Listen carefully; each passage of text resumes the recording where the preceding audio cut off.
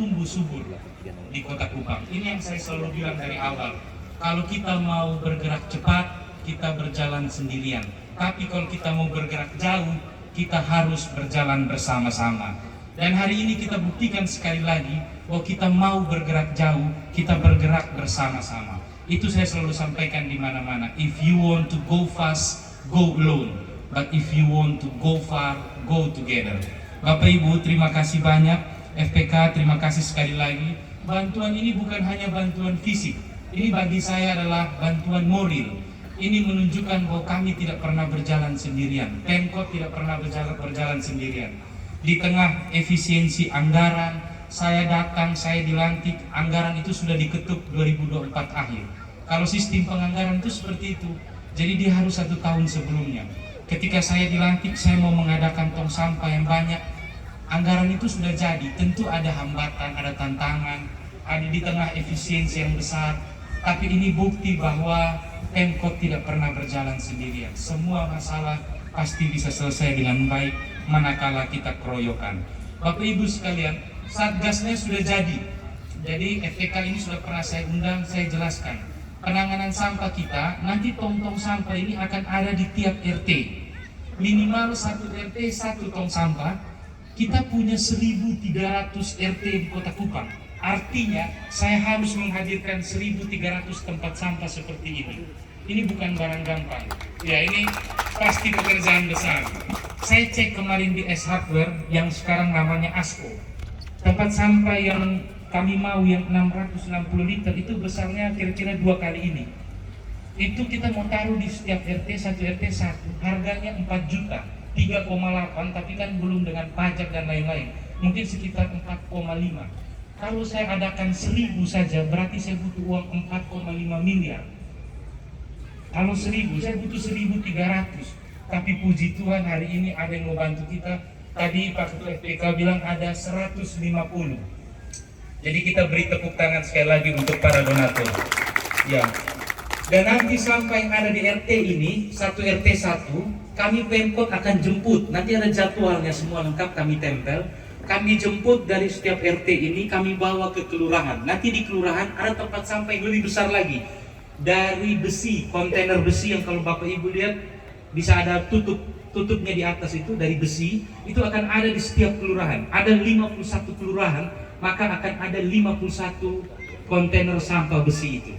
Ke depan nanti akan ada kalau bisa 1 kelurahan minimal ada 3. Tapi sekarang ini karena keterbatasan anggaran, yang penting kita mulai dulu. Itu harganya 45 juta 1 kontainer besi. Kalau 51 itu bukan pekerjaan gampang juga. Tapi kita sebenarnya sudah punya. Jadi kita punya 68. Saya cek di sini ada Pak PLT Karisdela tadi Bang. Pak Max. Terima kasih Pak Max, ini luar biasa. Setiap kali dikontak sekarang beliau jalan sikat semua sampah di pinggir jalan. Terima kasih. Saya tanya ada berapa kita punya kontainer besi. Beliau bilang ada 68. Tapi kan Bapak Ibu tidak lihat kan? Jarang kita lihat kan? Pertanyaannya ada di mana kontainer besi itu? Ada kadang di tempat yang orang tidak bisa jangkau, di tempat yang sebenarnya orang buang sampah tidak di situ. Itu yang saya minta pindahkan sekarang. Ada juga yang sudah rusak, ada yang dia punya bak sudah cabut, lubang. Jadi mungkin tidak sampai 68, maka kami ada beli tambah lagi sekarang ini 20 biji. Tapi beli ini kan tidak bisa main sulap. Saya bilang beli ini hari, besok langsung ada barang, tidak bisa. Di dalam sistem anggaran pemerintah itu kita harus merencanakan, kita pesan dulu, cari siapa yang mau mengadakan, dibayar dulu. Jadi butuh waktu, kira-kira 1 bulan lah baru barangnya bisa ada. Jadi ini roadmapnya sudah jadi, tinggal barangnya kita pesan, uangnya sudah ada. Nanti ada itu tong sampah yang besi itu di 51 kelurahan. Lalu itu akan dibawa ke kecamatan. Jadi dari RT naik ke kelurahan, naik ke kecamatan. Di kecamatan nanti di tiap kecamatan ada 6 kecamatan, ada 6 tempat pengolahan sampah terpadu.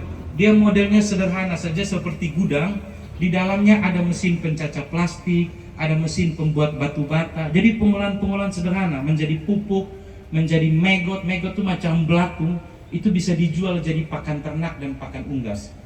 Jadi nanti setiap kecamatan ada 1 pengolahan sampah. Jadi pengolahan sampah ini akan berakhir di kecamatan, tidak lagi kita buang di alat. Itu yang benar. Di kota-kota besar sampah itu selesai di tingkat kecamatan, nanti sisanya hanya tinggal 15% baru akan dibawa ke TPA Alak. Kalau yang sekarang ini semua dibuang ke Alak, makanya kalau Bapak Ibu lihat di Alak itu menumpuk tinggi seperti gunung ya. Nanti ke depan hanya tinggal 15% saja, macam kayak yang tidak bisa diolah di kecamatan, macam sendal karet, botol kaca, kain, yang sisa-sisa seperti itu yang dibawa ke Alak, kita proses di Alak dengan mesin yang lebih canggih. Itu roadmap kita, Bapak Ibu. Nanti kalau roadmap ini sudah ada, sudah jadi semua harus tertib. Nanti kalau masih ada yang buang sampah sembarangan, ada hukumannya. Tapi nanti setelah roadmap jadi, kemarin ada yang bilang, Pak Wali, tapi kan tempat sampahnya belum ada. Iya, saya kan tidak bilang sekarang. Kan kalau hukuman itu harus ada perwalinya, roadmapnya jadi dulu, tempat sampahnya ada, kita jalankan aturannya. Kalau nanti sudah di bulan depan, 2 bulan lagi sudah clear semua, yang masih buang sampah sembarangan kami tangkap. Hukumannya 1, dia harus kerja sosial 2 kali dalam 1 minggu, ikut trek kebersihan, dia keliling kota Kupang. Kami kasih pakai rompi tulis pembuang sampah sembarangan, naik trek ikut pilih sampah, ya kan? Biar dia rasa itu tenaga kebersihan itu kasihan.